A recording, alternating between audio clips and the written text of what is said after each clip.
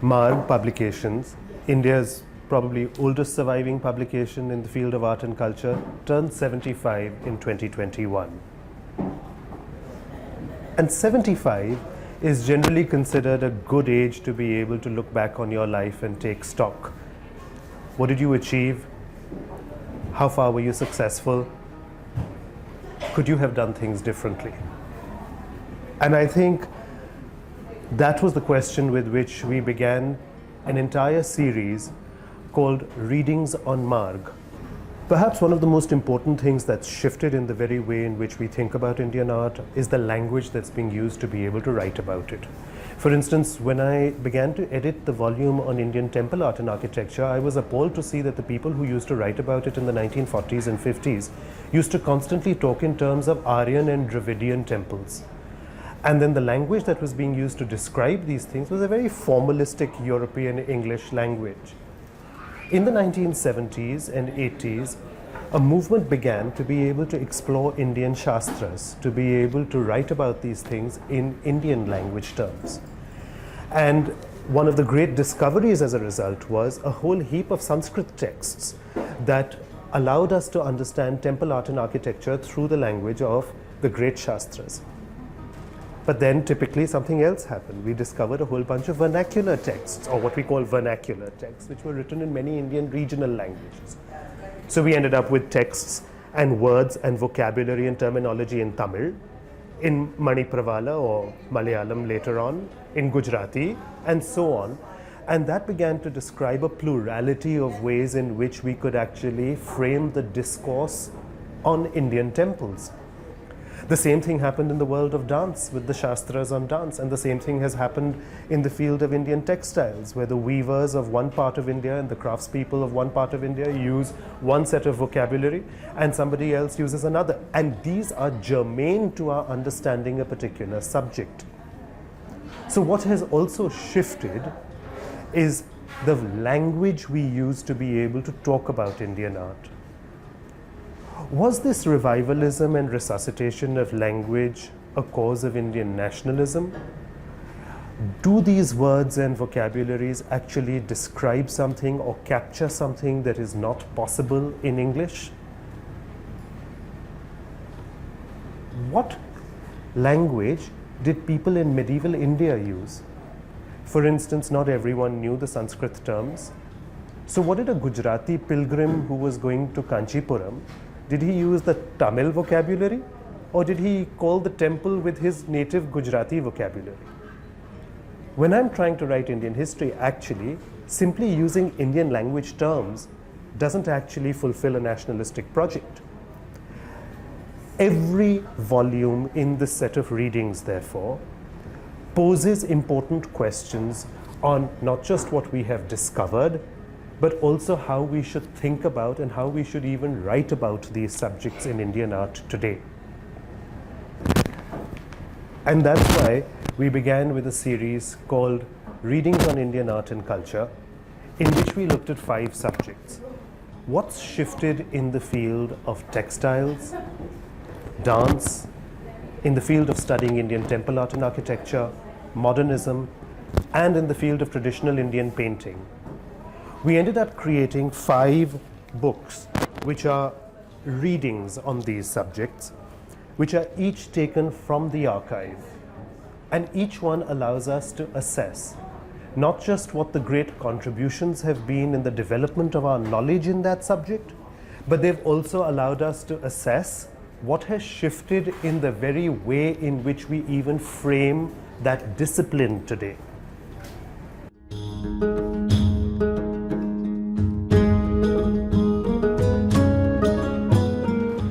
Temples is an extremely difficult subject to be able to harness. Marg has published, I think, at least 24 volumes concerning issues on Indian sculpture and temple art and architecture. And this subject has radically changed over the past 75 years. Big questions are now being asked. For instance, what even validates a temple as being a worthy place to worship?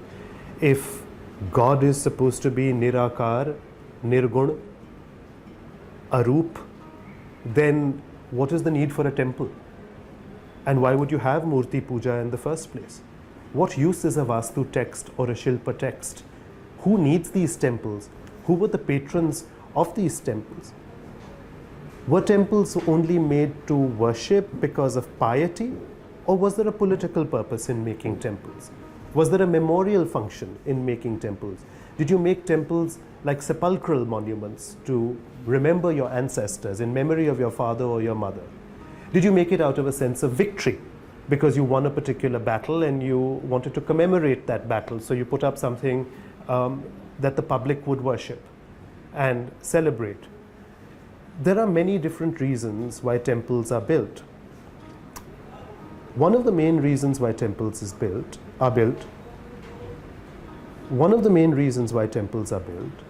is also because they are located near water bodies. And at the kund, or the tank, which is the space for water harvesting, they would make a shrine nearby that the public could come and pray at. And a temple could grow around the water body. Sometimes they're not natural water bodies, but artificial ones. Temples grew into big urban centers. They became entire cities, temple towns. Temples had to be designed sometimes to be able to feed 100, while sometimes for festivals they need to feed 10,000. What kind of kitchens is the architect supposed to make? How is all of this supposed to be undertaken?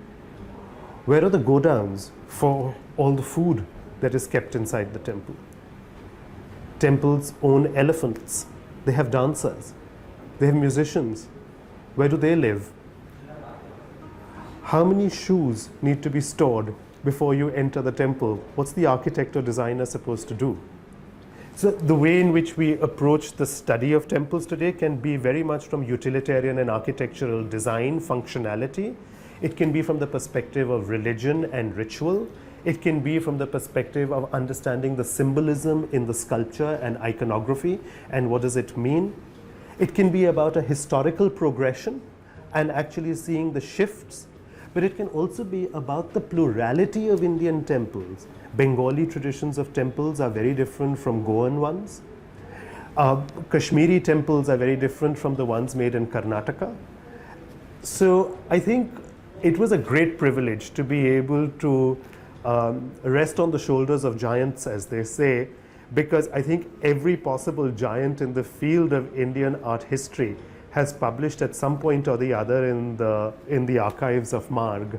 And to have the privilege to be able to cherry pick as the guest editor of the volume on temples and to be able to assess which ones must make the cut for the final selection for the readings was a very hard choice for me.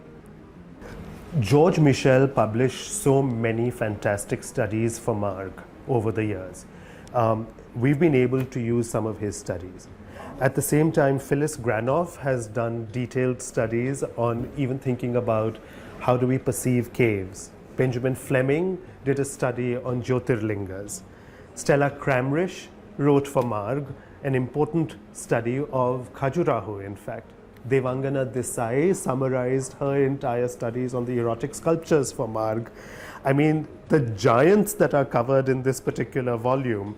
Kathy Asher wrote a piece about Haveli temples. There was, as I read through the list of people who have been writing for Marg over the years, it is truly quite impressive. I don't think we've been able to include everyone we have in our archive, but it truly has been quite amazing to be able to showcase the ones that we have.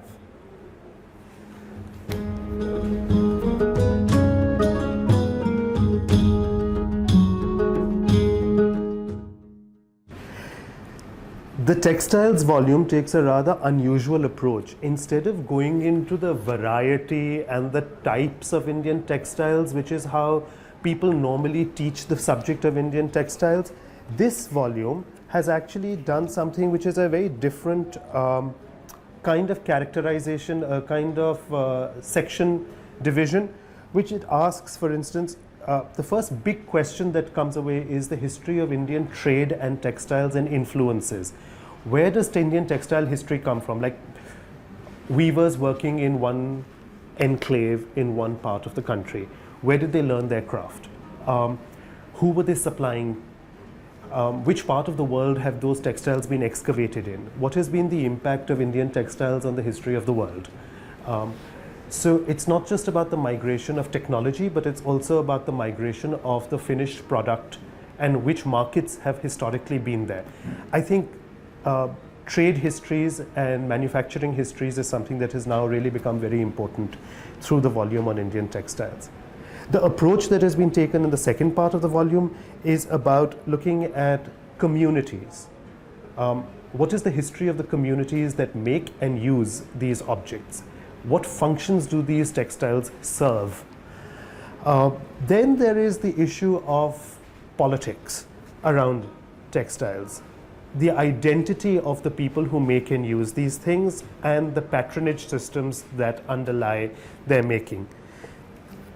And I think the last part is about the contemporary once again. What are the changing markets for which this is done?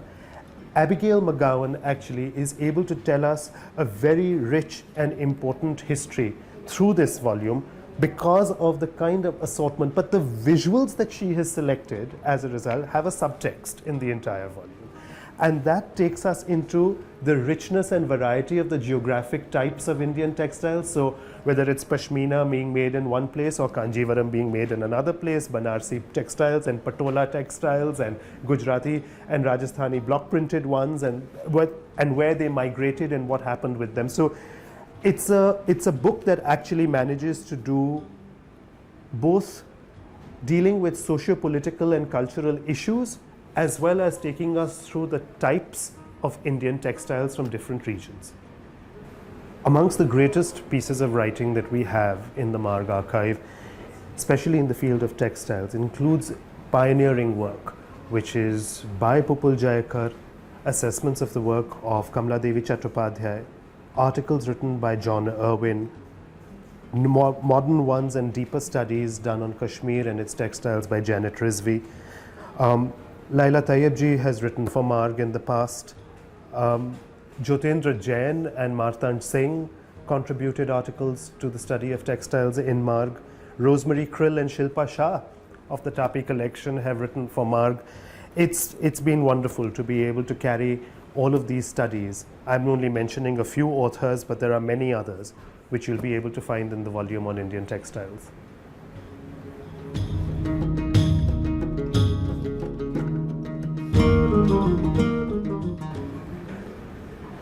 Every volume assesses the state of the discipline after 75 years of study within it. So, for instance, in the dance volume, I was very pleasantly surprised to be able to see what a pioneering array of scholars have contributed to Marg all these years. Mohan Khokar's archive went on to define the history through visuals of what Marg has achieved. And I think that's something that people forget, the importance of visual culture. Because Marg is not just a documenter of articles and great writers and thinkers and philosophers or historians, but it's also a platform for the great illustrators, graphic designers, architects, and painters and photographers, because it's a visually led magazine. And Mohan Khokar sort of made an extraordinary collection of portraits of great dancers who had been responsible for the preservation and revivalism of Indian dance, and that's a history that can only be told through photographs. And so to be able to have that over here in this volume, alongside all the studies that were done by Sunil Kothari, the great studies that were done by Kapila Vatsayan, to be able to look at Padma Subramaniam's work and her documentation of the Karanas and the movements of Indian dance, to be able to get contemporary dancers and dance critics, Leela Venkataraman, Navtej Johar, to all have a conversation within this volume with the past and what they have inherited and the way they are now projecting on what will happen in the future. I think Urmimala Sarkar Munsi has been able to do a truly remarkable job in posing the kind of questions that she does, along with her co-editor, Anita Cherian, in this particular volume.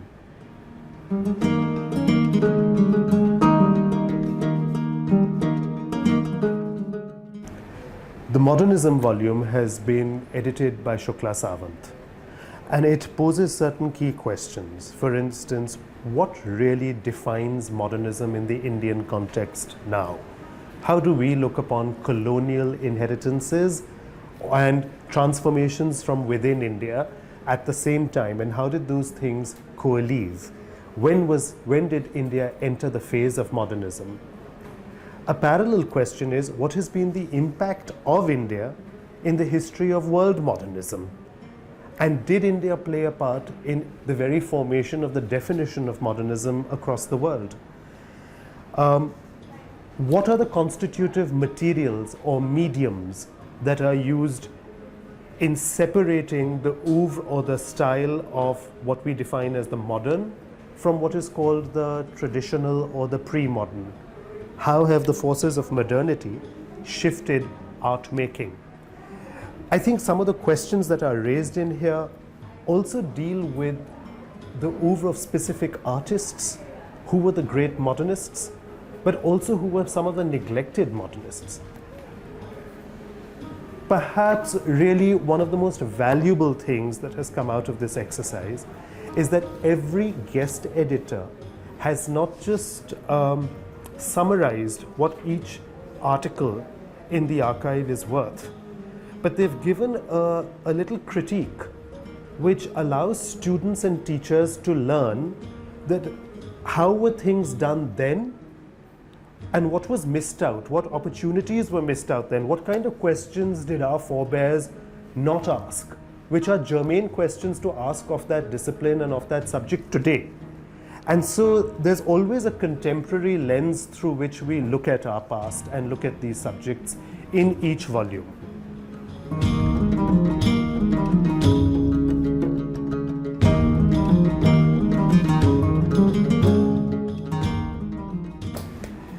The last one in the series is the volume on readings in Indian paintings.